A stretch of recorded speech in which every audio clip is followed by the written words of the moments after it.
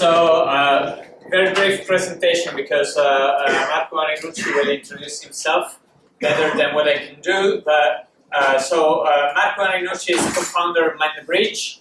MindTheBridge has been one of the initiatives in the Italian startup scene that started first and helped growing the startup scene in Italy by bringing the culture of Silicon Valley to Italy. He's helped us for many years now also to start the startup scene in Trento. So he has a lot to tell us about the art of venture financing. Thank you, Marco, for being here. So clearly the speaker before me must have been very popular because there are 3 times the amount of people that we had up until half an hour ago. So anyways, welcome. I would like to do this. How much time do we have? 45 minutes? Yes. 45 minutes. So, again, I would like to do this as interactive as possible. Again, thanks everybody for coming. I'm going to be focusing especially with the folks and the founders here hosted at TechPeaks. So, I'll keep them in mind as the focus of my conversation. So please, let's keep it open as a conversation. What I was planning to talk about, probably one of the toughest topics that you're going to address in the next few weeks. So how to be relevant for investors at the end of the day. And even more than that, I'm going to talk about the harsh reality of a demo day. And so we're going to address some of their, redress some of the expectations also there. And it's better to do it well in advance than the day before, as I did probably last time, a few days before. So those are a couple of topics I would like to address. But again, I'm going to start real quick more on, kind of the process of venture funding in general. And I would like to get you guys involved in this discussion. So I kind of focus the presentation more alongside of your real needs. Let me stop 1 second first. And I think I asked this question before to a small amount of people, but how many of you knew where Trento was before TechPeaks? 2 people, all right? How many of you know where Trento is today? All right? All right, so that's the first objective reached with for TechPeaks. I was here back in 93, 94, and a little bit of 95, if I'm not correct. Ray told a story with you guys, I did my dissertation here at what it was called the IRS at the time, the Technology Institute of Research. In stuff that are kind of actually real today, like 20 years later, literally talking about 20 years, artificial intelligence. So I spent, in fact, most of that time, 15 years later, working at Google, where the real artificial intelligence is actually, in everybody's phone today. But that's kind of my background, just to give you a sense of what I've been doing in the last few years. So I studied here, I graduated as an engineer, studied artificial intelligence. Then I got involved into the kind of a startup world. Back in the day, the old good days of the .com in the late 90s, where everything was easy eventually to bring home. And then, so I did a few startups between here and, in fact, it was UK, ended up in Spain, and finally in France. And then from France, I ended up in Silicon Valley. To me, Silicon Valley was just this remote, place that wasn't even interesting to me. I wanted to go explore, I think, places that, to me, kind of, were a little bit more, closer to what my explorer in me was looking for. But yet I ended up in Silicon Valley, and to me it was kind of having a vision. If you work in startups and then coming into the promised land eventually. So definitely something that I didn't expect. So I ended up staying, and today this is actually the place where I spent the most amount of time. So I was there, I landed there in 2001, 2004 I started working with Google. I was fortunate enough of leaving, the development of Google from kind of a decent-sized startup, pre-IPO, going IPO in fact, to the company that you guys know today. So 45,000 people. I lost count when I left. When I joined Google, there were 2,000 people. So kind of, still a decent sized company especially for Italian standards, but it wasn't the large company that you've seen before. So, through Google, I have the option of seeing, the dynamics of how a company moves from kind of a one product centric entity into, this large, entity that we all use. But back in those days, I started working with kind of supporting startups. So I started eventually what it became a foundation, so it's not for profit. Mind the Bridge, 2007, and Mind the Bridge still is, a foundation that is focused on education on entrepreneurship. So the first focus has been startups, and in fact the first focus was startups from Italy. So give the founders, the Italian founders that actually have the most relevant talent and idea, an option to develop their business in Silicon Valley, and plug them with a network of mentors that had done it before. And the first realization was actually, in fact, to meet a community of people that is totally invisible for the Italians, of people that maybe moved there 30 years ago, 40 years ago. They still read Corriere della Sera every day. They still check the soccer matches every Sunday night. But they're by all means are fully Americans, and that created a few of the largest companies and most relevant companies or entity is in Silicon Valley, and nobody knows about them here. So that was kind of a realization of a missing link that, when I was back here, I wanted to look for really a role model, a positive role model that, to whom I could kind of relate, to people kind of studying a similar university that kind of had the same issues that I had, and then eventually made it big. So started companies like Logitech of the world, two Italians, that created, invented the first artificial insulin, like Roberto Crea and Genentech. So companies that there are, large entities, and are kind of the pillars of some of the development in Silicon Valley. Very few people knew about them from here. So that was kind of the first realization. That's when I started Mind the Bridge as a foundation, really with a focus of connecting these dots. And so that's a program that over the years developed into a number of activities, a number of programs. Now, 6 years into it, we graduate in some of our programs. The main one is the startup school, where they run pretty much every month. In 3 weeks, we kind of give support with a kind of a scheduled program to startups that are kind of in the scaling phase, and we support probably a dozen startups a month, and we graduate probably now 120 companies per year. We also work with angels and with large corporations. So with angels, again, we kind of do the same similar support. So we run classes where we actually teach them what is an investment thesis, some of the stuff that I'm just going to give you an introduction today, because they can be pretty boring unless you really have to go there and define every terms of investment. And we also work with companies. So one of the things that we started working in the last 6 months, in fact, is to connect the large entities with you guys, with the startups. So to kind of fill in the gap that today is pretty evident, especially in Europe, where the large corporations live in a world that is very separate from the startups. And startups are totally detached from the commercial world of entities that actually need them to support their innovation. But even more than that, you startup need them to have a potential exit strategy, right? So we're going to talk about this in a minute. But the one thing that we mentioned today when I was doing introduction is that the biggest difference between Silicon Valley and any other place in the world in those terms is, yes, I heard it before. What is it? The potential exit.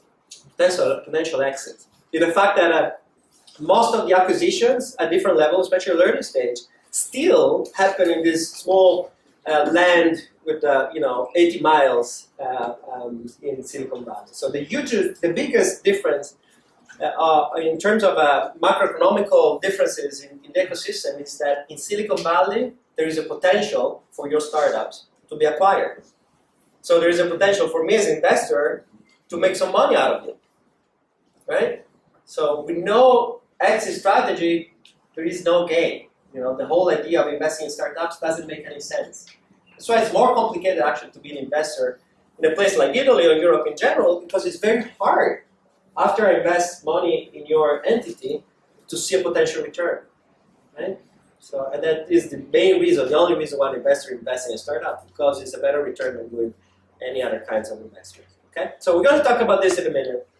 So back in a few years ago, I started doing some investment at the angel level, very early stage. And then 2 years ago, I set up a little fund where we do a dozen investments per year.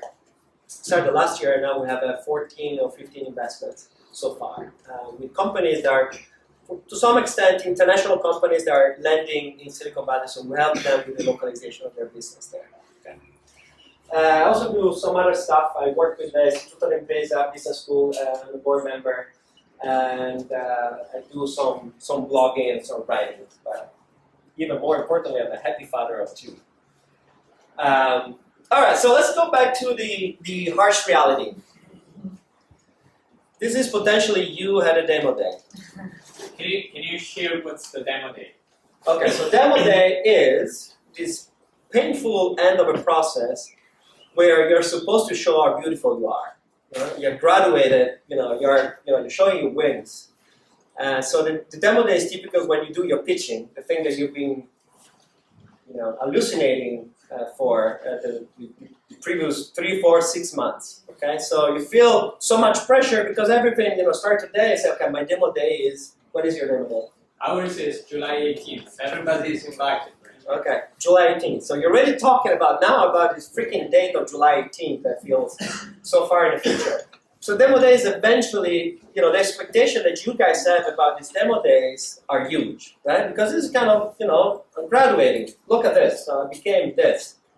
The reality is not exactly like this. So one of the things that I want to share with you is that most of us, people like Fadi, how many demo days do you see per month? Yeah. Right? So you're talking, people get overloaded with demo days. So it's even more difficult for you to get noticed, which is the one thing that we mentioned today. So you're here 2 minutes, what is the one thing that you want to bring on? To get noticed. So to be able then to have a follow-on discussion with the people that you kind of, see as a fit as potential investors. So the one thing that you need to be quite clear about is it's very harsh, and it's very hard to have in your demo day, to have any deal signed. Is the norm that is more and more that people come there because they're asked to come there, but then eventually this is the beginning of a process that can go on for the following months. Okay, so just to strike the right balance of your expectations. The other thing is that people get overloaded, so you need to be very selective in what you're saying, and especially the kind of people that you want to see. So there's a lot of homework that you have to do on your side, understanding who's coming, the smart money that would potentially come, not because your project is not the best, but potentially won't come to you and say, "Yeah, actually very nice what you said, why don't we talk business?" So it's on your side, especially at this stage of development, to do a lot of homework.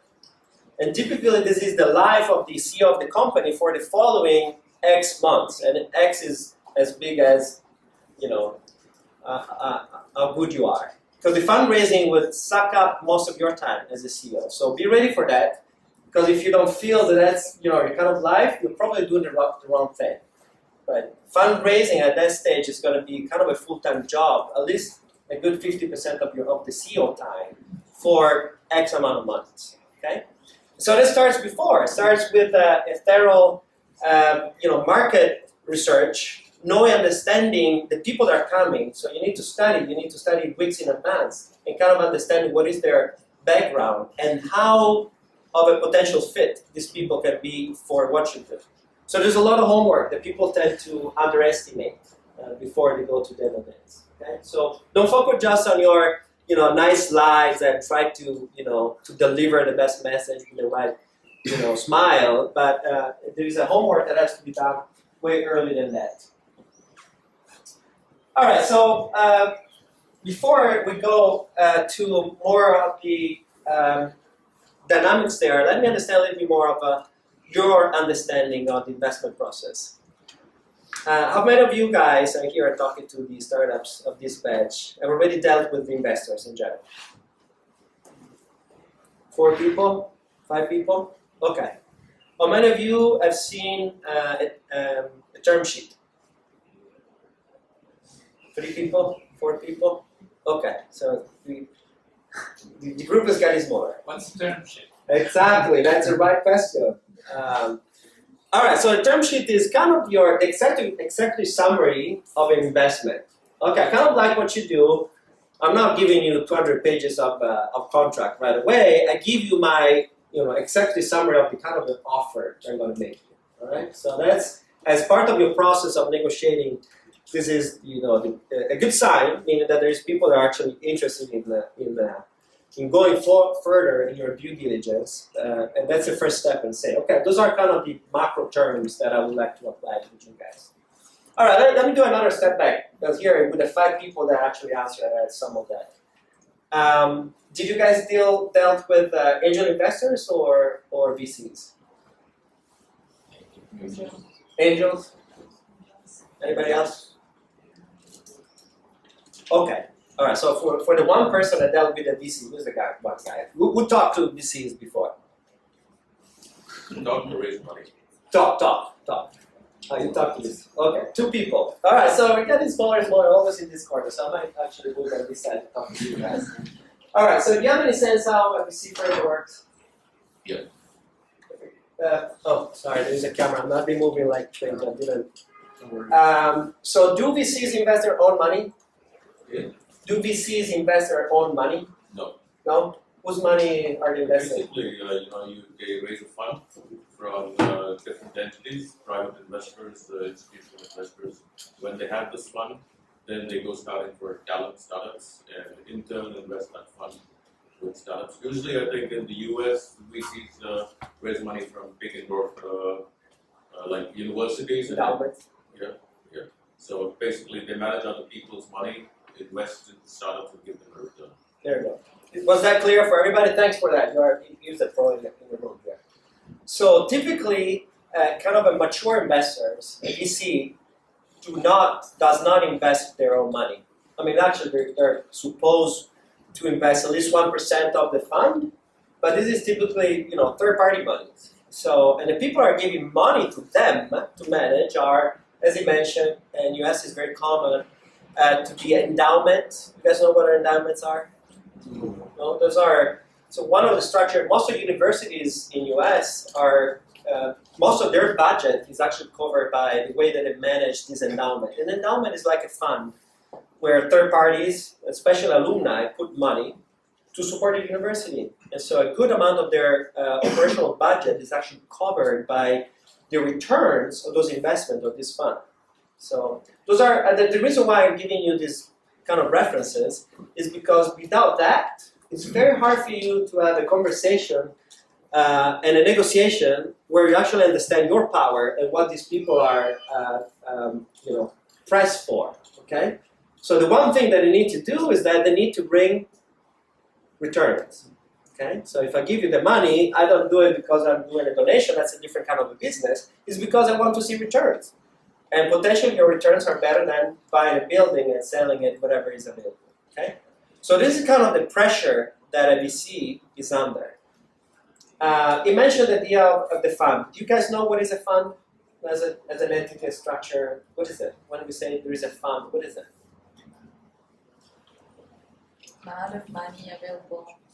Amount of money available, yeah. Yeah. But what is it? I mean, from a corporate point of view, do you know what is a fund? Is that just a bank account? No, it's related to a purpose. It's a purpose. Who says a company? Me. Sorry. Okay. Me. It's a company. Yeah. It's an entity. It's a legal entity per se. And so, when a VC manages a fund, you know what that means in terms of what is the relationship between a VC and the fund that he manages? No? All right. So ideally, a fund, or typically not ideally, a fund is an entity that has a beginning and an end. All right? So that means that after a certain time, by regulation, I need to close that fund. I need to return the money to the guys that gave me the initial money, in the first place. Okay? And you know how long is that period in general?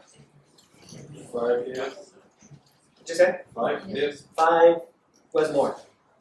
10 years. 10 years? Who said 10 years? I think you won a prize. So typically it's 10 years. Can be a little bit more, a little bit less. But typically the life cycle of a fund is 10 years. That means that a VC, a manager of the fund, would spend the first part of these 5 years doing what?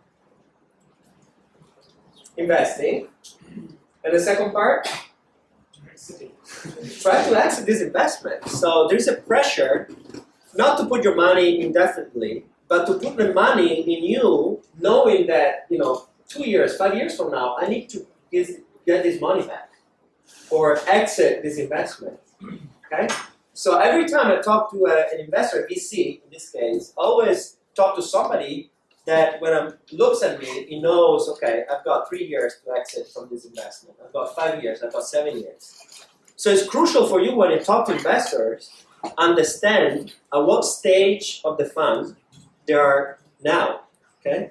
Because if you talk to them at year number 8, you're probably wasting your time, right?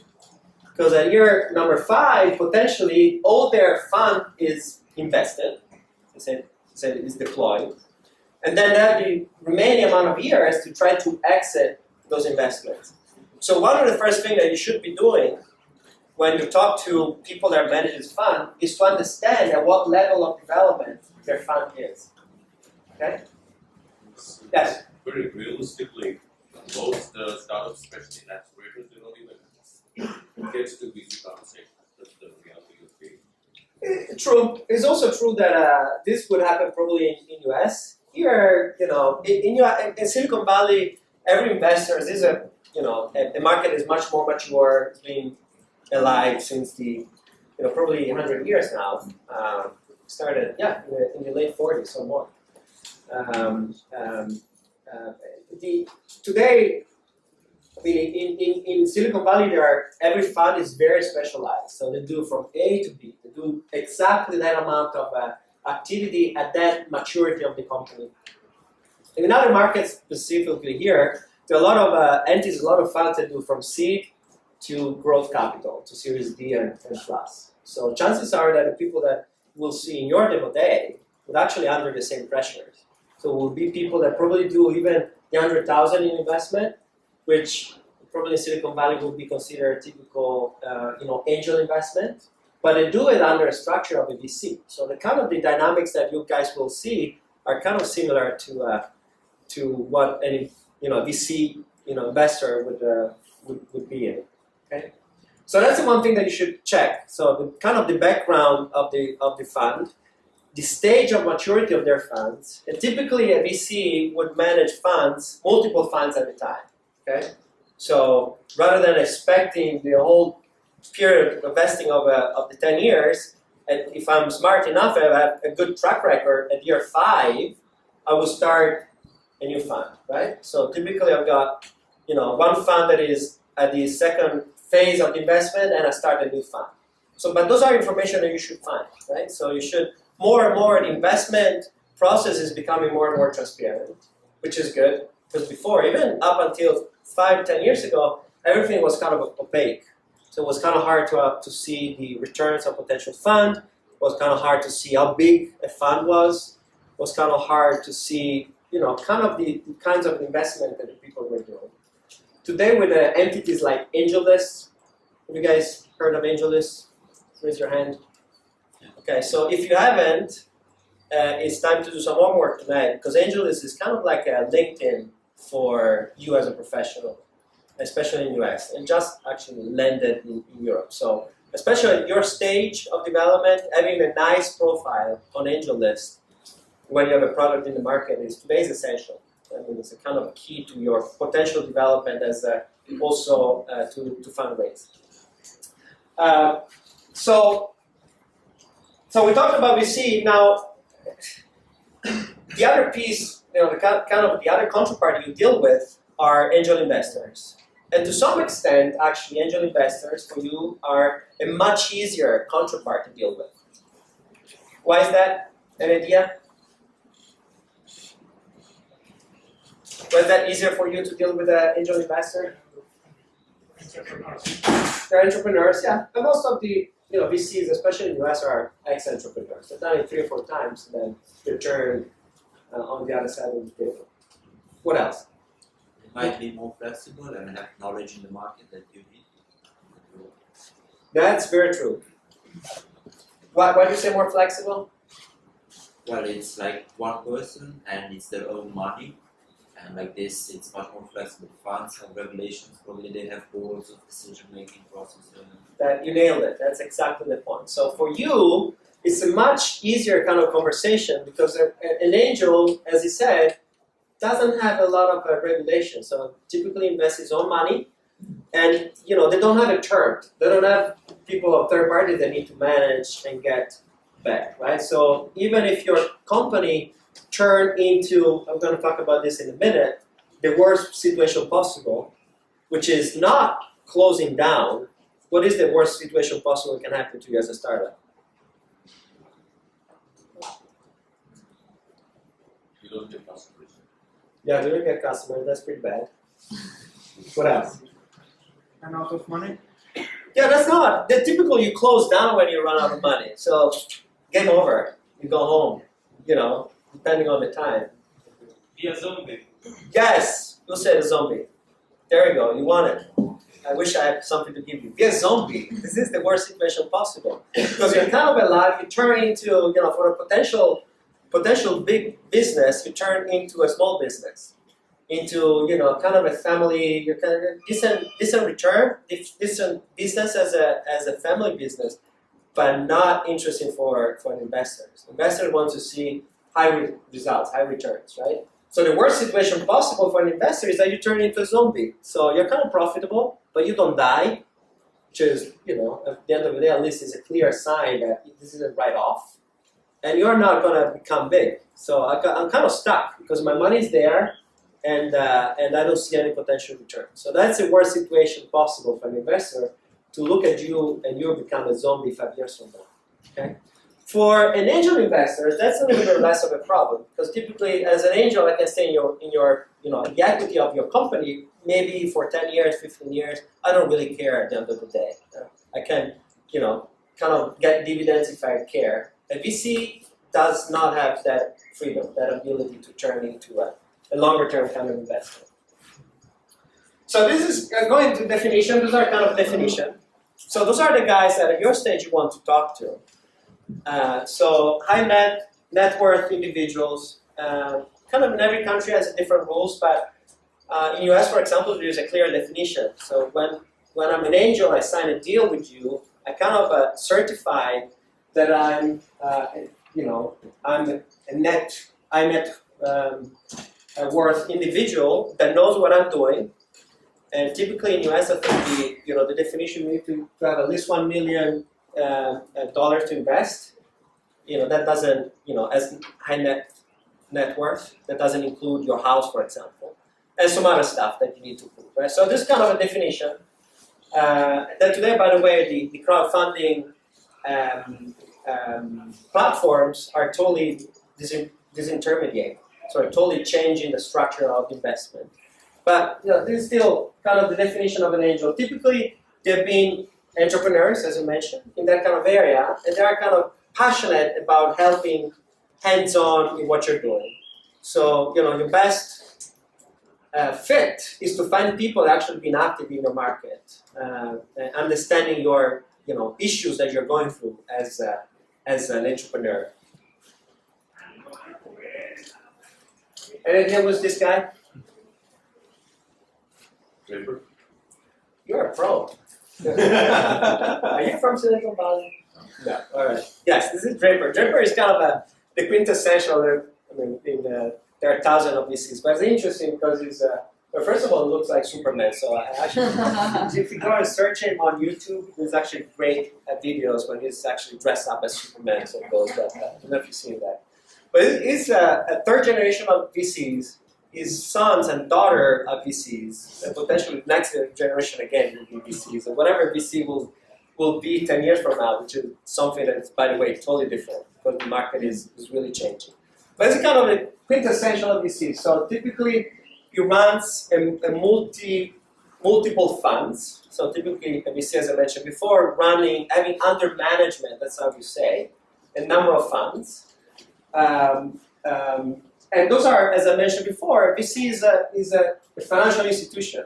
Financial institution that needs to bring results to the initial investors. There are a number of, technically, a number of VCs. The one kind of VCs that today is getting back into kind of good fashion are the corporate VCs. You guys can name some corporate VCs?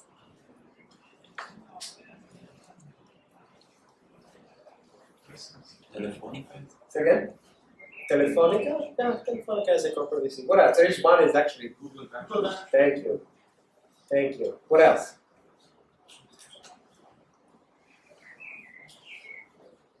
Corporate VCs that are kind of resound. No? All right, you guys do, as part of the homework, do a little study of top VCs. Because to have a conversation and eventually with an investor, you need to show that you know your stuff, right? You need to show you've done a little bit of your homework. And as I said before, it requires a lot of study prior. There are thousands of investors. You are the ones that actually need to see who's the fit. And so you start from the top. You need to understand who are the top VC firms that have been doing cool stuff. And then down to your territory, somebody that is actually relevant in the world that where you're acting. Okay?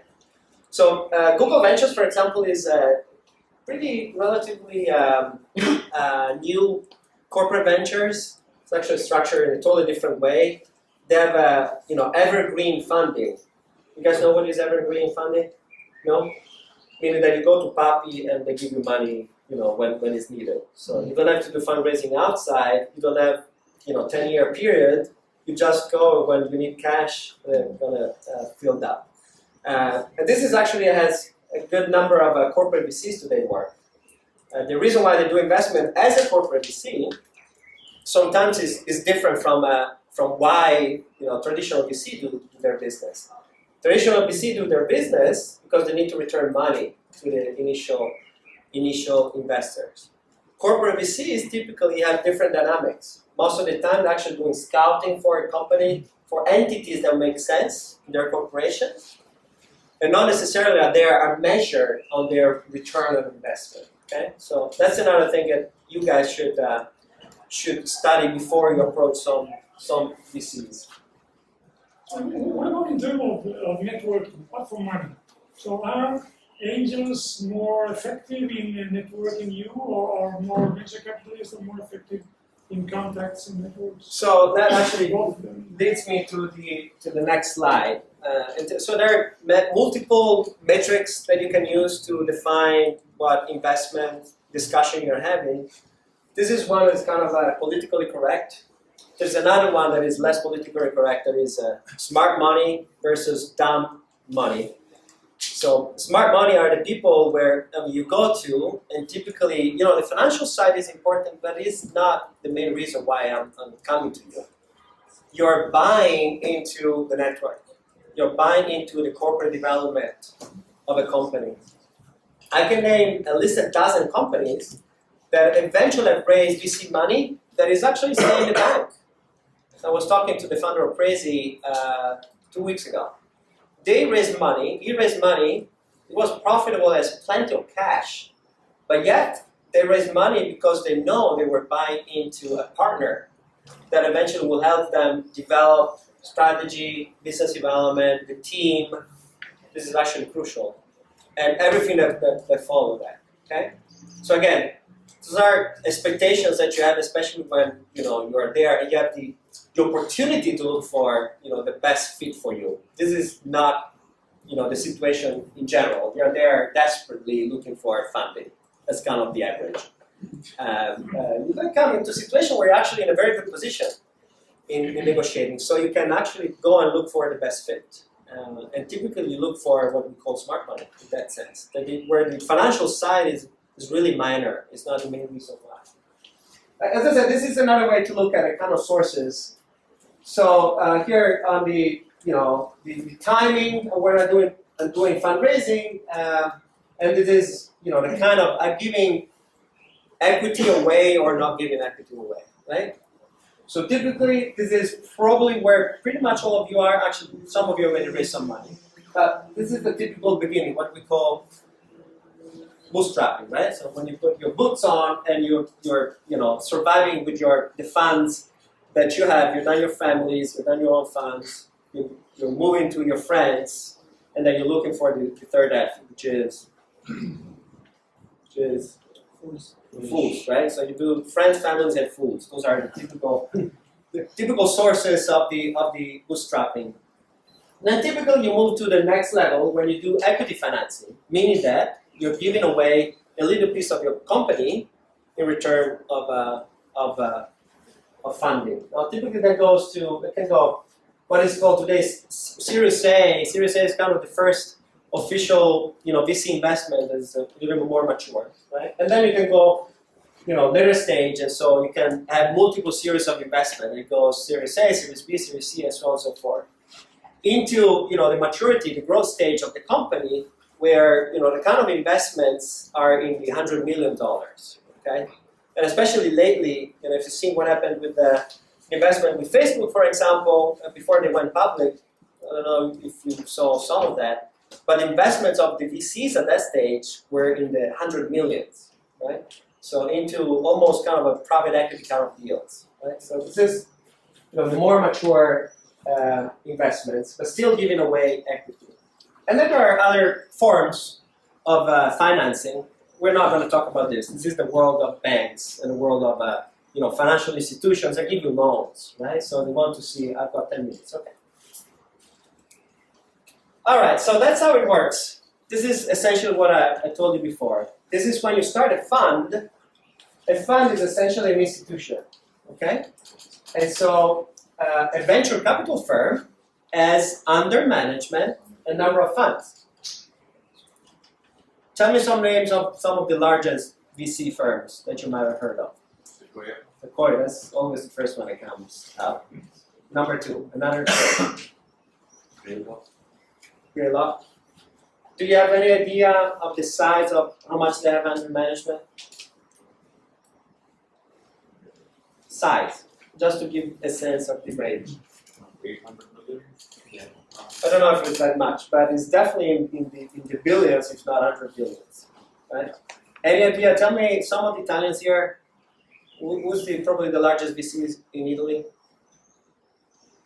Who can tell me? 360. Who say that? I said. You're not supposed to talk. What is the 360?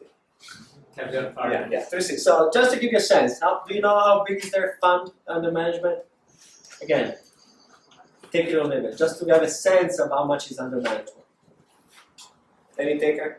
10 million? 10 million? So that would be a little bit too, it's not too much serious company there. No, a little more. 50 million? 15. No, it's actually in that, maybe 100 million. Now it's a little bit less. But those are kind of the ranges. So you literally, the range can vary a lot. So, it can be in the Sequoias of the world, you're talking the 100 billions into. So typically a single fund, as I mentioned before, a time expiration. So you need to know when is this fund expiring. And if everything goes well, I've got potential financial actions out of the investment. So typically, I've got a fund number one, I invest into 20 startups. Typically, 60 go bust. So I know those are right off. I've got the 20 zombies that I don't know how to kill. But I mean, if I'm good enough, I've got 2 or 3 maybe good exits that produce financial returns. What do I do with the financial returns? Any idea? You return to investors, and I keep some of that. I keep some of that. Any idea what is the split? How much do I return to initial investors versus how much am I keeping for myself? I usually think it's about 3.5%, which is a fund management fee. That's a different thing. Yes, that's very true. So say again, what is that? That's the fund management fee. The fund management fee. So typically, a VC firm pays the salaries, the lights, the buildings, the expenses, with what is called the management fee. Okay, and the management fee, as pretty much all the financial institutions, are around the 2%, depending on the size of the fund. 1.5 to 2%. So you can actually make the math how much these guys have to pay their salaries, right? Which is, I think, is a good understanding about what kind of pressure they are. But typically, if they're good, the real money they're making, if they're successful in having returns from the startups. Because typically with a management fee, you pay the expenses. You don't make much money. Okay. Do you know how much you split the returns from the startups if everything goes fine? So if your startups sell for 100 million, how much do I give back to the people are investing in the fund are called LPs, limited partners. Any idea what's the split? I think the best returns, like the best ones, give about 25 to 30% return on what they have raised. No, that's a difficult question. What's the overall return of funds? It's all over the map, and you will never find those numbers ever, right? Because it's all kind of mixed up and difficult. No, I'm asking a much easier question. Out of the returns I'm getting from this M&A of the companies, how much do I give back to the limited partners versus how much do I keep as a VC firm? No idea? 50-50? Yeah. 80-20? Who say 80-20? Where are you? Are you Googling? Turning on my way. Okay. Yeah, it is 80-20. So who gets the 80, who gets the 20? Yeah, so that gives the vast majority to them, and then typically, so that's kind of the dynamics of that funding. It's okay. And so, I mean, I think it's important. The reason why I'm telling you this data, because if you don't quite understand what is the dynamics of a firm, it's very hard then for you to have a conversation where also the kind of the terms are given to you are clear, and you give a sense of why they're asking to get their money back 2 years from now, for example, right? So this is how it works. So typically, yes, it's 80-20. What they keep within the firm is called the carried interest. That's what it's a technical name. Let me see how many other. Okay, I'm gonna go real quick because there is one piece that I wanted to share with you that I think is important. This is the typical.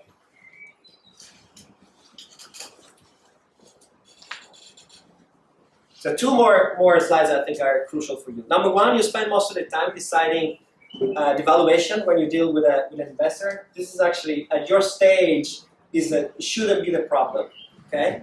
Because you're too focused on the value, and at that stage it doesn't really matter if it's $1 million, if it's $5 million. Seriously. And I know that you feel like giving away a piece of the company, but the question should be asked later on, because that can take forever. So typically, in a world of more mature investments, if you're done business school, you do a lot of financial projections. You do you calculate what is the future value of my free cash flow that I'm producing at your stage. But even 3 or 4 years from now, it will be impossible to have that calculation. So eventually, it all boils down to one thing: is negotiation. So really the value that you're getting out of your transaction is when you're more mature, is that typically if you have 2 bidders. So today we talked about Glancy, right? I mean, the typical situation, the best solution for deciding your valuation is to find 2 bidders. So to find another entity that somehow is interested in either invest in you or buying you. That's where the value really goes to the roof, right? So why is that so difficult? And then what is the other possibility today? This is what is the standard Silicon Valley. And finally, little by little, is also coming out of the States. The convertible notes. So typically at your level, rather than decide, okay, my company is worth 1 million, you just don't go through that process. That can be painful, time-consuming, resource-consuming. So the one thing that you normally use, and this is why convertible notes have become so popular, is because you push the whole process of the valuation back, ahead of time. You push it into a moment where your business is much more mature. So I can do kind of financial projection. I have a sense, I have a proxy of a company that got acquired, that kind of does my same business, so I've got some comparables, right? So the idea of a convertible notes is that I give you money today. It's actually a loan. I loan you money today, and I have the option, to recall my money back, typically in a year or in 18 months, with a potential in interest. Do you have a question? How open the European investors are to convertible notes? This is a very good question. And they were not really. This is a very good question. How open are the European investors in? This is part of the learning process. It's one more reason why we run an angel school in there, to give you a sense of what is the market today, what makes sense to negotiate, what not. So I started to see, for example, in Italy, the angel groups are starting using convertible notes. This is something very recent. But it's part of you pushing for it, the market asking for it. To some extent it's a no-brainer, because you don't spend months in doing a due diligence at a stage where it doesn't make a lot of sense. So I'll loan you the money today with a possibility of calling them back with an interest. So typically there is an interest sometimes. But this is not the reason why I'm giving you money. I'm giving you money because actually I believe that I want to stay in your company, but I don't know how much to value that. So the idea of the valuation is pushed into when there is a financial event.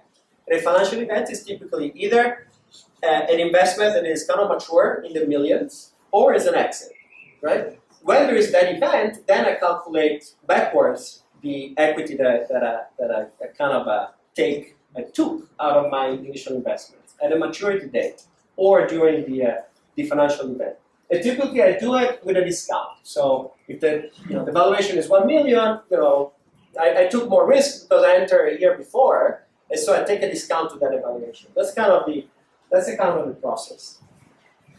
All right, I know that I'm running out of time, so that's kind of the message I wanted to leave you with. Today, the good news is that corporate lawyers can cost a lot of money, but there are a lot of free resources in the web. This is just a subset. You can have multiple more in your own language. So the idea, the good news about the market is that that kind of investment is becoming somehow easier. So you find a lot of open source, a lot of accelerators actually posting their some convertible notes totally to the masses. So that's a good starting point for you guys to go through the early stage investment process. All right, I'm done. Thanks. Yeah, thank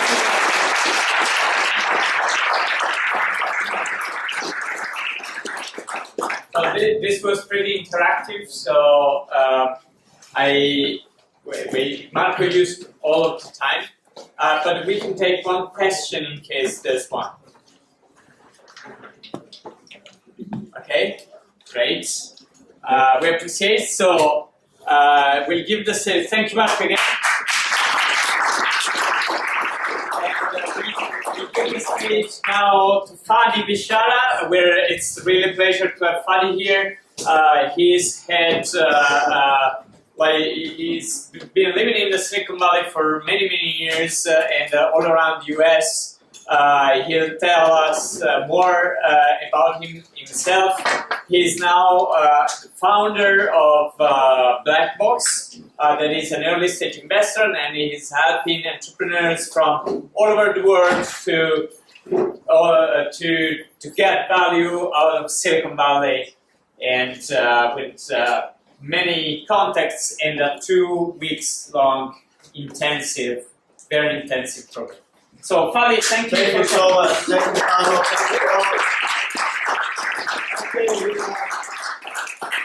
We have some technical difficulties here. I always do. Something's off, right? I need to adjust my screen. I was just looking. Not right. I'm not a Mac user, but there are many here. Is there Okay, any way okay. you can- I think maybe I'm getting there. All right. Yeah. That's Here we good. go. Okay, that's better. Great. So thank you for being here.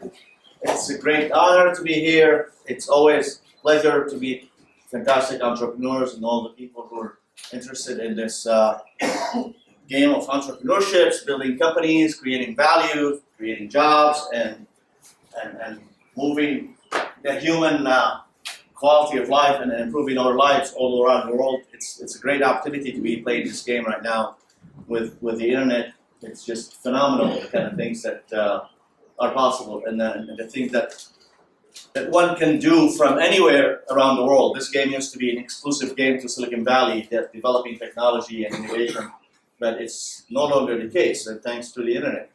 And I believe it's almost like the invention of electricity right now. The internet, it just powers everybody around, no matter where you're at. You plug it in the wall and you have huge wealth of knowledge. There's unlimited knowledge on the internet. You can teach yourself anything, everything, and great people like you take this opportunity and learn about problems, learn about resources, and create solutions. So it's really a great time to be around what we have going on right now, and if you look at it from a really big perspective. So my name is Fadi Bishara, and I'll tell you a little bit quickly about my background. My talk is called Founder Market Fit. So I worked with many companies in Silicon Valley, originally from Syria. And do we have remote for this, or just mine? We don't have it. That's okay. We could do this. So yeah, born and raised in Syria. I moved to the Valley back in late 80s and graduated, went to California, started 3 different successful businesses. The last business I started was, the second business I started was working with many technology startups around Silicon Valley. So I helped build the teams for a lot of successful companies. And it was a fantastic privilege, really, to be working with great people who are in Silicon Valley, who are people like you. They come from all around the world, like Marco and everybody else comes to the Valley. It's a great weather, I think that's what it is. And it allows people to come in and get innovative and create stuff. So I helped, my specialty was building the core teams of these companies, and more than 100 startups that I've worked with and learned from. And I started Blackbox as the last business to help connect global entrepreneurs with all these great resources and the know-how of Silicon Valley. So I do some angel investments, and I do some advising and mentoring, and so that's enough about me. We have a program Paolo mentioned with Blackbox. I could show you like a 2-minute video that describe it. Is there audio for here? This works, right? I love this. That's Not sure that maybe works not. so easily. If it doesn't, we can just pass by. But basically, we have a program called Blackbox Connect. We bring companies from all around the world to live together, and we bring successful investors and successful entrepreneurs. They get to meet and learn intimately from these people. They learn so much about how things work in Silicon Valley, more like what is the language and the map of this place, this magical place that has been playing this game for a long time. And by the end of 2 weeks, basically they do a demo day and they meet investors, but the goal here is not necessarily to raise funds, although we've managed to take companies after the program and help them in the process beyond that. And we've invested in 11 companies right now that 9 of them have fundraised and 1 of them exited. So this is quick video will tell you a little bit about this program, and then I could continue the other thing. Google for Entrepreneurs is our global effort to support and empower startups and entrepreneurs around the world. We talk about Google starting in a garage, and we actually really mean that. We met Blackbox Connect and the founder, Fadi Bishara, a few months ago, and we really believe that their mission and passion really matches our own. The mission of Blackbox is to connect entrepreneurs globally with resources in Silicon Valley. The people who are building the Googles or Facebooks and everybody else in Silicon Valley, they're no different than you are. So we want to help you kind of expand your vision, think bigger, and tackle something global. The model is to bring top founders from different countries here to Silicon Valley, and they provide a really immersive, fun 2-week program. My name is Eddie. And I'm Mursa. We are from Lahore, Pakistan. Hi, I'm Dylan. I'm the co-founder with Stephen on Vido Handle. Bono. My co-founder Adam Karuk with George. We come from Cyprus. Hi guys, my name is Steven. We're from South Africa. I'm Octave, CEO of Melazine. As you can tell from my white skin, this is my first day of sun for the last 2-3 years. We are basically trying to reimagine and reshape how people interact with smartphones and cameras. We are very passionate about letting users reimagine what they are doing with the devices. One of the first showcases of our technology is called GroupPic. It's an app which lets you take a group picture which improves the photographer. So one of the person goes take the first picture and comes back and the other one goes to take the second picture and you automatically combine those two pictures into a complete group picture. What we want to do is help connect those entrepreneurs with the know-how of Silicon Valley. One of the good things of Blackbox that they connect you with different people from all over the world. The other day we had beers with Steven Chad from YouTube, and they're still so humble, so down to earth, willing to help. I think that moment there was transformational for me. One of the first things that an investor is going to do is ask them to come in and do a presentation. And so we've armed them with a way to do that in a number of vehicles. I'm Ali, and we are. And I guess that feedback. You said. I've seen them improve dramatically on their ability to tell the world what their company is all about. Hi everybody, I'm Dylan. I'm Michael. My name is Nissan. I'm Ali. We are part of Ideas Lab. One of our first product puts the photographer back in the picture. We launched the app 2 weeks ago on the App Store, and we were able to gain attention from a few of the biggest smartphone vendors in the world. Thank you.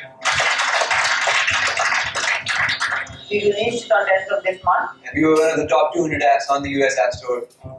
After coming here and talking to people, it really helped us refine the story, refine the vision of the company.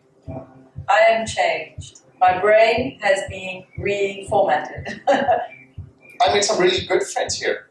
That is, I think, something that will last for a long, long time. I've been talking to people for the past 15 months, but none of them were this helpful. I believe that we are in a much better position than we were before coming to Blackbox. I think we are a bit more crazy. A bit more crazy, so this is what we are good at. We can help entrepreneurs become even crazier human beings. So this is about Blackbox. I'm happy to talk about the program and what we do after. I'd like this rest of this presentation to be also, if you have questions or anything, please feel free to jump in and interrupt me. I like interruptions. I don't like to just be talking myself. So let's do that as it happens. So the topic here is what I call founder market fit, is what makes the right founder really the right fit for the right companies. As I mentioned, I've worked with tens of startups, over 100 startups, and I have noticed a pattern about connect certain founders with success. Who are the kind of people, what kind of personalities, what kind of traits. So back this, I use the frame, and a phrase, a founder market fit. I stole it from this. What's the most common thing is the product market fit, which is the holy grail of startup. But in essence, here is this whole science of entrepreneurship as a management science have been started by some great thought leaders, Steve Blanks and others. And they talk about these different stages of the company. What you're doing right now, most of the great companies that I've met today, primarily most of them in that customer in the problem solution fit. Trying to find out that you've already identified a problem and you have an idea how you're going to solve it with a product or a service, and you're validating what is the best way to put that out. And the next stage will be the customer validation, which is, like I said, the product market fit is the holy grail. This is when you've created a good product and then you have people coming back and buying it again and using it again. That means you've established a space for you in the market. And these are the other stages as company grows in this management science. So in essence, that it's more like steps here that you're validating the problem in the customer discovery stage, and then you're validating the market in the second stage, and this is where you're getting the product market fit. I'm talking about a stage that comes before you start the process. And I think it's really important to think of this, especially for a lot of the great entrepreneurs here, that they're smart and capable, and they're still kind of trying to figure out what is the right thing to build. And this is the initial phase where one should start. And as this, like the customer discovery is what you do, and then customer validation, what I believe that stage is more about the self-discovery. So the kind of an interesting thing that what you do in the customer discovery stage is you talk with potential customers. This is when you're in the problem solution fit stage. When you're in a customer validation stage, this is really when you're having conversation with investors. This is when you find a market, you need to scale, and you need the venture capital and stuff that we've learned how it works from Marco. So this is you bring the VCs once you reach the product market fit to scale and capture more of the market. The self-discovery, I call it conversation with yourself. So this is really the essence of understanding what is it that the right thing that you want to do. What are the things that you personally care about?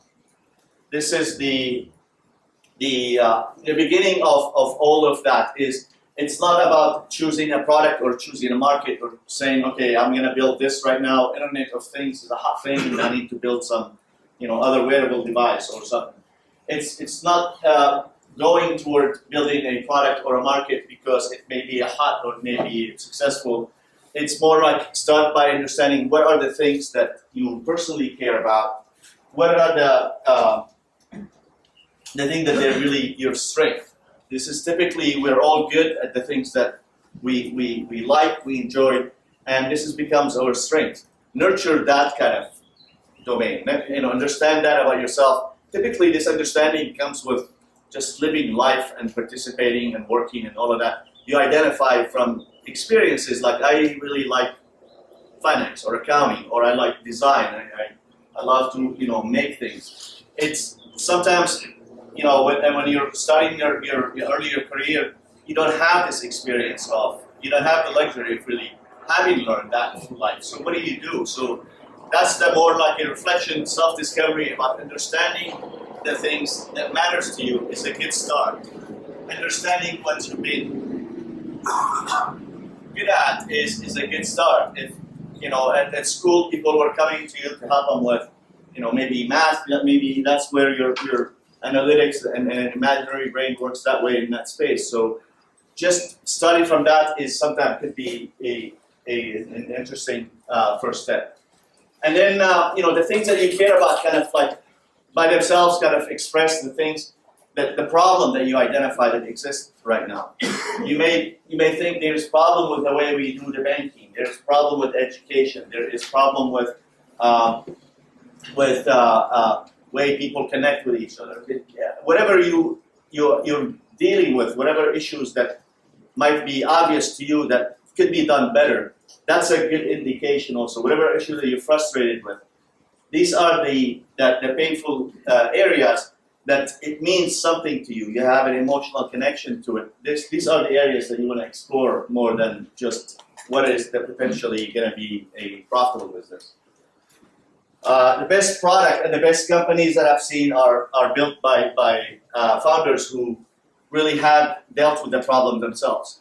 If you take Dropbox as an example, it was file sharing online. We've had this. The idea is not new. The idea existed from the beginning of the internet. There was iDrive and Xdrive and whatever drive and all of these things, store your files on the internet. None of them worked well. None of them really, they were sluggish, they were slow, your files may not look the same. Drew Houston, the founder of Dropbox, was dealing with this problem himself, and he figured out a way that he wanted to build a better file storage system. And Dropbox is worth over $10 billion right now, and this is a matter of 4 or 5 years or 6 years of development.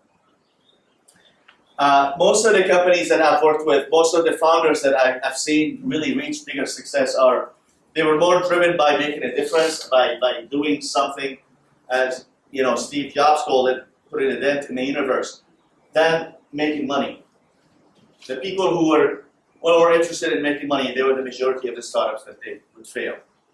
And interestingly enough, the ones who didn't care about making the money, they care much more about creating value and making something better in their life. Those are the ones who end up making the most money.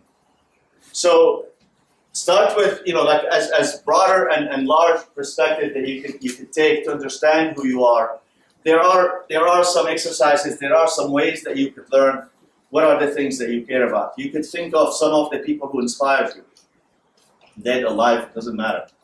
I don't know, maybe Steve Jobs or Jesus or Mussolini or whomever that might be, your grandma or your brother or whomever that might be.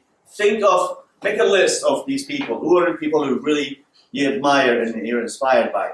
And then maybe try to figure out what is it about each one of these people that I appreciate. What is the quality of this, of this person to me? And write those, and then you will discover some patterns about this kind of quality that you're attracted to, that inspire you. Well, the most important thing is these are the quality that you have. You're attracted to because of the human empathy, because you connect with it, because it's who you are. So these are kind of indication that maybe your strength is being bold and creative and wanting to change things. So there are ways to kind of help you figure yourself out, even though you're at an early stage of building a company. The companies that I've seen being successful, the founder really had some kind of an emotional connection to building a product. They were doing something they care about a lot more than someone else, although it could be in the same space. We've seen, I felt with your name, with doing the event software to connect people and networking, and your name remind me, So. Oh, yeah. So it's just Omiko building this because he also cares. He's been organizing conferences. He's been doing this, and he understands this pain. Like people come to conferences and events, and they're not making the most value out of it. So the more you understand the issue, the more that you're connected emotionally to what you think is painful and could be more satisfying, and you focus on solving that, your chances of success typically higher than the other way around. Expanding this to a bigger, loftier place and really thinking of what you could do in the world is you can make a difference. I really mean what I just said when I stopped talking. It is phenomenal where we are at right now in human history. The speed of things that are changing is amazing. We have cars driving themselves. We have the ability that we tap a couple of clicks and we can talk face to face from somewhere around the world. I mean, these things are now we take for granted. I know the time when we dialed the phone and it didn't go through with the signal was busy. It costs so much money if you call someone who's too far or in a different country. Right now, all this shit's gone. You just a couple of clicks and then the person's right there. I mean, the ability for people to collaborate, the ability to build product in one country and have it being sold and successful in another country, it's happening every day. I mean, how crazy it is that one company, one product like Facebook has, what's the number? I lose it. What, 1 billion? 100 billion? I don't know what that number is. How many users this company has? It's amazing. It's the biggest number of customers you ever have. I mean, I don't want to offend anybody, but I just had a thought God doesn't have as many customers. Users. They're users and customers. So having a big vision is really what gets you there. And the ability for Larry and Sergey of Google to say, we want to organize the world information. That's pretty crazy. But it's possible right now. It's okay, and it's possible to really think that you can do. I mean, look at the great things that's been done in Italy. I mean, it's the phenomenal architecture and the beauty that you see around. Those were the same crazy people that we have right now.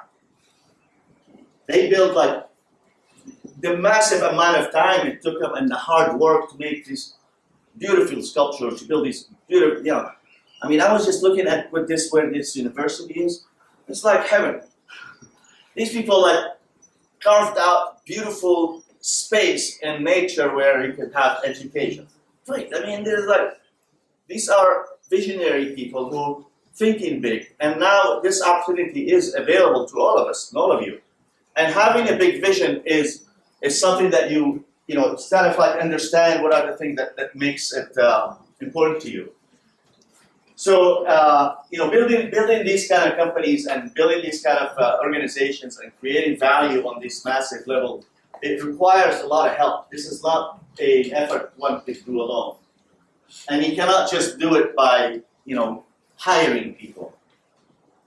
As the old saying, raising a child takes a village. It does take a village. It takes a city. It takes a lot more to raise also and build big successful companies. You need all the participating members, the legal people, the investors, and the smart people, and the people who are going to refer different value creators to you. Your neighbors who say, "Oh, I know some so-and-so who is building this other company." These random connections.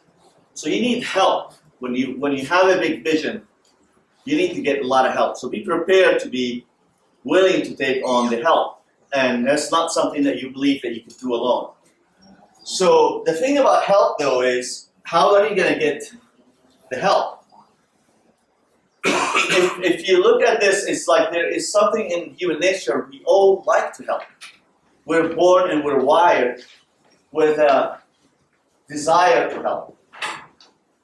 If we see a child in a park fall off the bicycle, we just help her get on a bicycle, and there she goes, and then we feel good. We just like when we help someone, despite of who it is, or even if it's totally random, you help a blind person cross the street in a foreign country. No one knows you. No one's going to say, "Oh, okay, Fadi, good job."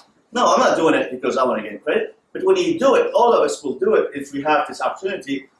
And then once we do it, we feel good. So it's in our DNA. People like to help. And this is the interesting part. If you have this really big vision and you want to do big things, you need a lot of help. Well, here's the good news. Everybody you see around you, it's in their blood, is they want to help. But there's a trick here. Who do they help? People tend to help the people that they know first. If some big disaster happened right now, and God forbid, this building is all on fire and whatever, and we have a big helicopter here and it's collapsing, and Paolo is in a basket here, and he can take 4 or 5 people, grab them into save them. Which 3 or 4 people he's going to pick? He's going to pick the people he knows. So people help the people that they know first. We help our children, we help our spouses, our families, our neighbors. When there is a need for help, we prioritize. None of us have infinite amount of resource and time and energy. So when help is needed, we prioritize it. We form small organizations and communities, and we want to help the people that we know. So this is really the logic here. If you follow what I'm talking about, it's kind of the interesting argument that I'm making here is to lead to a point that building big companies is possible if you really know something that you care about and you understand and you want to solve a big problem. Don't stop at thinking about it, building a company. Start, come to it from a place of, I want to change something. I want to make a difference in this X industry. I want to help change the hotel industry. I want to help change cars, how transportation happens. And then you may start by car sharing application. You may start by something. But those experiments along the way, they may fail. But this is not failure. This is learning. If you're committed to an area and a space where you feel like this is where you care about personally. So have this big vision, meaning that you need to have a lot of help. Well, human beings are wired for help. And we help the people that we know first. If all of these, if you agree with me on all of these, no questions so far? No. We're okay? So if all of these premises are right, the more people know me, the more help I'm going to get. So you as an entrepreneur, your job is to let everybody in the world knows what you're about, what difference you want to make, what impact you want to change, and what is the value you want to create, and what kind of help you need. And people will help you. So the more you're known, the more help you're going to get. The challenge with this is, especially in Europe, and many places outside of Silicon Valley, not just Europe, is there's the notion of entrepreneurs who have ideas and big visions. They have this false belief that if they told their idea, someone would steal it. If they talk about what they're about to build, people will think, oh, who you are to do this, or will think that they're arrogant. Or there's negative associations or fear that is really not accurate, not founded, where it gets in the way of people building and creating companies with the potential of going for a very large vision and making something really big. So that's the thing that I believe Silicon Valley doesn't have. There are these crazy people who say, we want to do this, and other people will come around, and everybody gives everybody else the benefit of the doubt. We trust, you tell me you want to go change the entire things, how food is created, how we plant food and consume food, and you have crazy idea you want to do that. You'll have some major serious people with hundreds of millions of dollars behind them listening to you. People willing to see, really, is there possibilities. We're open to, we've seen these changes happen. So getting the help that you want involves letting the world know what you're about, what are you trying to achieve. And being afraid of that could be they steal your idea or something else is so small. The probability of that probably 2%. Yeah, there are maybe 2% of assholes out there. But 98% of people are good, and you're going to get a lot of help. Does it apply to big corporations as well? Talking to big companies, established incumbents. Does it apply that big companies that will share what they were going to do? So, yes, it does. I mean, Jeff Bezos came out 6 months ago and says he envisioned that what they want to do is... No, sorry, vice versa. For a startup to talk to Absolutely. Jeff Bezos. Absolutely. So that's another fear is, I don't want to talk to Google because they may steal my idea. That is the biggest. So the program that we have, we call it Black Box Connect. The code name for me, I wanted to call it lobotomy for European entrepreneurs. Taking the evil out, taking these bugs. That's one of the bugs. One of the bugs that they have is thinking that Google is really going to feel threatened by your idea. And they're going to say, oh, this is a great idea. Okay, 5 of you, go work on it. It doesn't work that way. Google is happy to share the resources, tell you what they've learned, what they've learned in this, open up more things, and be willing to support you, and let you do it on your own risk. Let you do it on, that's assuming you're smart, right? You're a smart entrepreneur that you think you may scare Google. Even with that case, they are more willing to help you and stay connected to you because it's much cheaper for them and easier for you to validate this, and then they'll buy you. 100 million? 300 do you need? Doesn't matter. I mean, they invested in Nest, the thermostat company, right? Google Venture invested in Nest, and then they bought it for $3 billion. I mean, they don't care. At the time when they feel like there is value to them, that's irrelevant, the cost. And they could discover you at the $10, $20, $100 million if there's really value that could be adding, changing, moving the needle for Google. They will put the money for it. So definitely share your ideas. Go tell the companies how you're going to take them down. Tell them how you're going to build the next search engine. They will collaborate with you. They will share resources. If you're smart, they definitely want to watch what you're doing. But at some point, they know that it's very, very few people going to have the audacity of saying no, no, no, no, and then they can compete. I mean, they have the resources. If you get tough in their way, they can get tough back. But it doesn't get that far. It doesn't go that direction. So this is the point that I'm mentioning. It's not who do you know, and it's not what do you know, and it's not who do you know. It's who knows you. This is what the common saying is, not what do you know, it's who do you know. It's actually really who knows what you're about. This is the most important thing. The more people know what you're about, the more likely you will get the kind of help that you want. Given that you're doing what you're doing with the clarity and intention of creating value for everybody, including yourself and all of that. So you need to tell your story, and you need to think big, And this is basically the what I call the founder market fit. It's people that, their makeup, they have a different vision of the future. They're able to describe this vision in a way other people, they share their story in a way other people get it and understand. They're able to bring a lot of people to help them. And often they are ignored and misunderstood and pushed down and ridiculed. And this is basically, I would just end by something you've already probably also have seen and heard. Here's to the crazy ones, the misfits, the rebels, the troublemakers, the round pegs in the square holes, the ones who see things differently. They're not fond of rules, and they have no respect for the status quo. You can quote them, disagree with them, glorify or vilify them.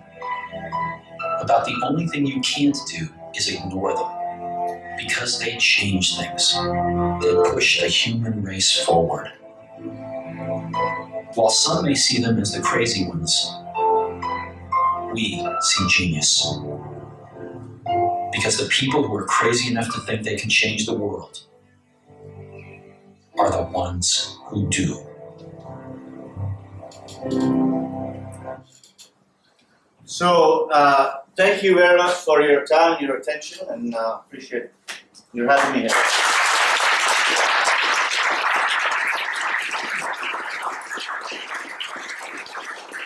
We take questions. Paolo, what do we have time for? Yes, we have time to take questions actually. We have 2 minutes. So 9 minutes left. So any question for Fadi? Yeah, just shout, raise your hand. That's all. Like, All right. I've been in this kind of scene for a long time, and you were talking about people who are amazingly passionate and care about what they do. Yeah. But I've seen the majority of these people fail. It's good to have passion, but what about passion and logic balance? It's amazingly passionate about something, but it doesn't make sense. You're not balancing it out with logic, or solving a real market need, because the fact of the matter is, most startup founders are not really solving. Yeah, good question. So there are a lot of people who their passion could become like so crazy and they would lose touch with reality and they go, illogical stuff. So this is definitely, I wouldn't take it to that extreme. And I think that might happen sometimes with like one individual. If you have good co-founders, the purpose of having good co-founders is to know the difference where you're hallucinating versus having a vision. The difference between hallucination and a vision is action. So if you're taking action and you're moving things forward, that's an indication sometimes that you're on the right track. Yeah, definitely need to be grounded in reality, but it doesn't mean that you don't believe in changing and making something bigger. That answer the question? Yeah. Right. Any other question? Yes. You told us that we should especially make the world a better place to live. And I have a question about VCs, how they care about this. They look at the other person, they just look at they have people that can earn money.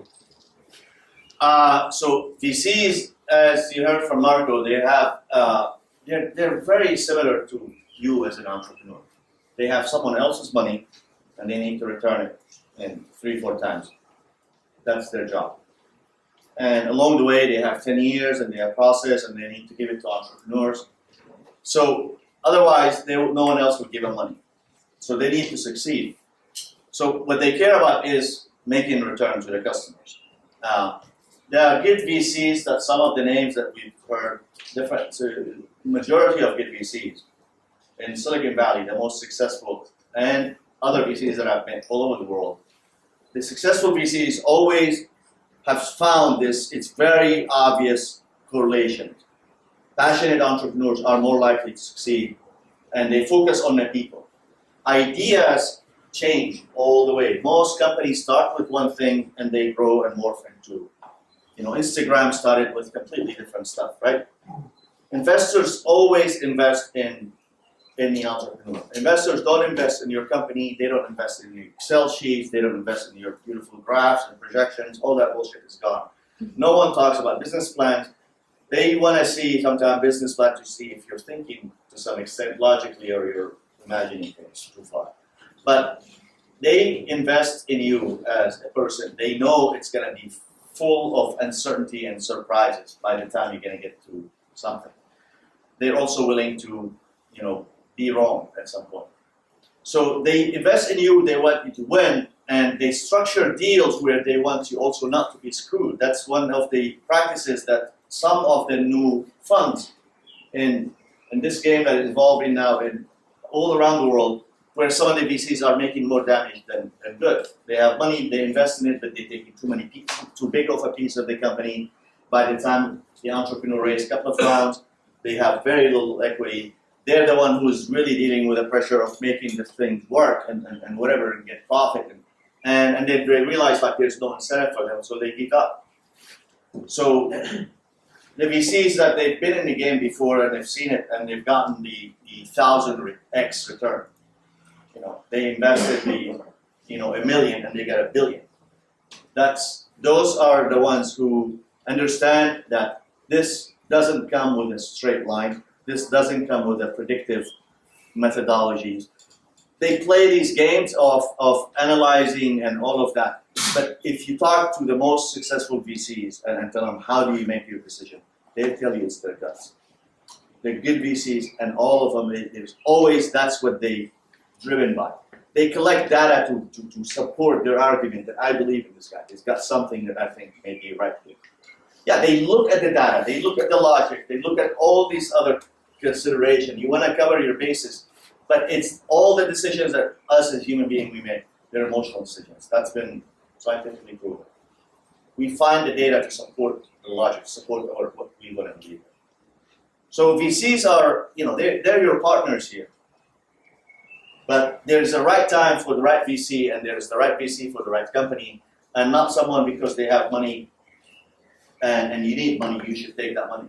You need to have that personal understanding that they really see you long-term with you. You respect them as an individual. You know that they're going to be a good business partner. It's just like a marriage here. It's going on for many years. You don't know. And it's with very, very high certainty of painful moments and days and months. It's not easy, but it's like some of you mentioned it earlier today. Once you start on this path, it's like there's no return. Once you've identified that you can create your own future, it's become much more difficult to go and to do the to 9 to 5 or 8 to 5, 6, whatever it is job. Majority of people who work these jobs, they're not necessarily always that happy. There's a lot of people who are really living only for Friday. What a shame. Spending the most of our lives, waiting for today's weekend, playing, for the vacation only. Life's happening right now. So, now VCs are good, they're not evil. Have to make money themselves, right? So we had another question there. Fadi, what is your core strength? Empathy, and connections, and that's like maybe the higher levels. I don't know. If we have more beer, maybe we get more beer. Okay. All right. Yes. You mentioned the fact that we help people that we know first. Yeah. Do you have some tips for approaching people that we don't know to help us? Yes, I do. And it's by finding ways you can help them first. So people that you don't know that you need their help, that you would like their help, find a way, how can I help this person? Understand their pain, their issues. Where do you think you could find a way that you can add value to them?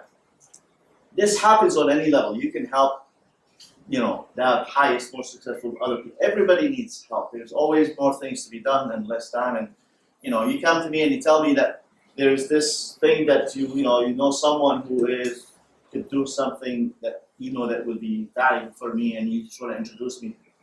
And yes, now I'm interested, and it's not like I want to pay you back, but now I appreciate what you've done, and you become someone that I know. I'm willing to even know you more. I'm gonna spend time with you and learn, who's this nice person who's just out of the blue, out of these 100 people in the crowd, was thoughtful enough to understand my background, and she's really interesting. I want to know her. And then you build a relationship. Everything in this game is based on a relationship that at the base of it. From relationship, you earn trust. When you have trust, you can make good agreements, and that's how you reach good results. If you want good results, you need to have good agreements. You need to agree that you'll do this, I'll do this, this is the team, this is how we're gonna work. If you don't have trust established, you're gonna start blaming each other. What happened? We didn't do it. Oh, she didn't. You were supposed to deliver here.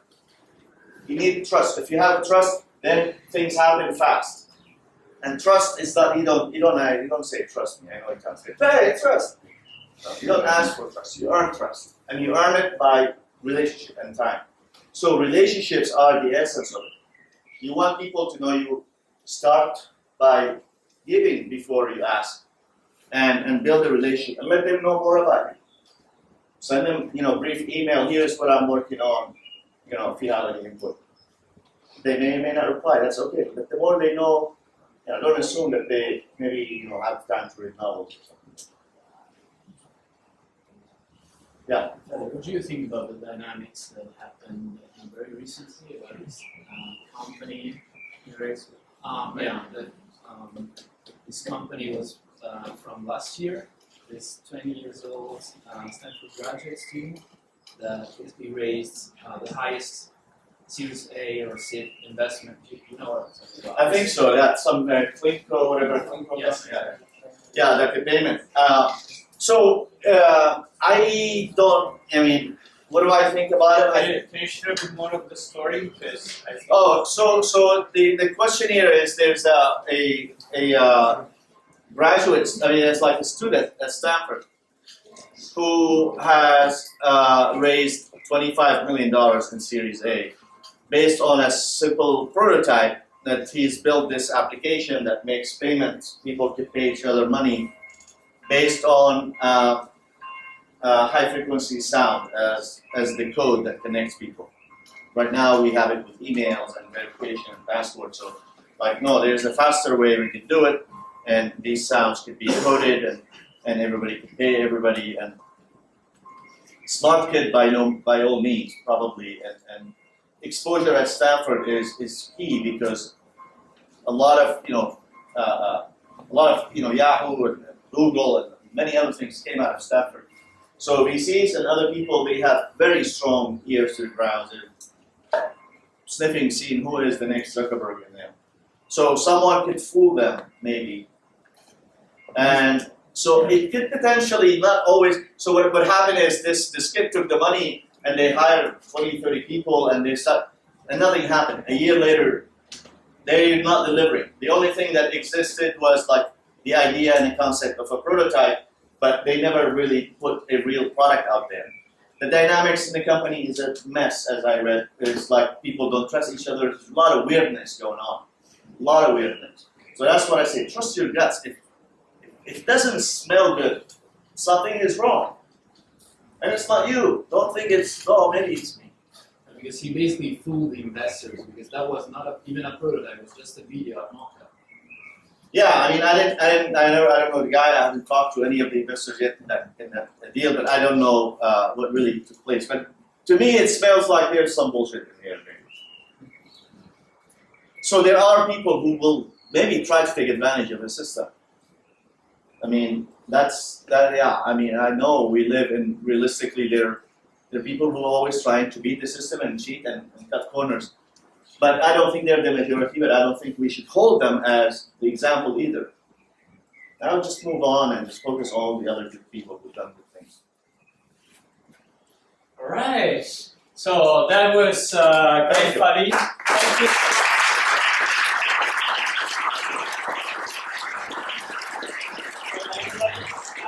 That's the end for today. Thank you, Fadi. Thank you, Marco. If you're interested about Blackbox or Mind the Bridge, you just Google them, these names, and you find ways how to apply. Thanks. That's great. This is, as I said at the beginning, this is the first day for the TechPeaks Academy, or meeting our mentors. The next date will be next Thursday, and every second Thursday thereafter. So 3 more speakers next Thursday. Hope to see you here again, and spread the word if you think that this is useful to you and your friends. Okay? Thank you so much. Thanks a lot for your help. Please speakers.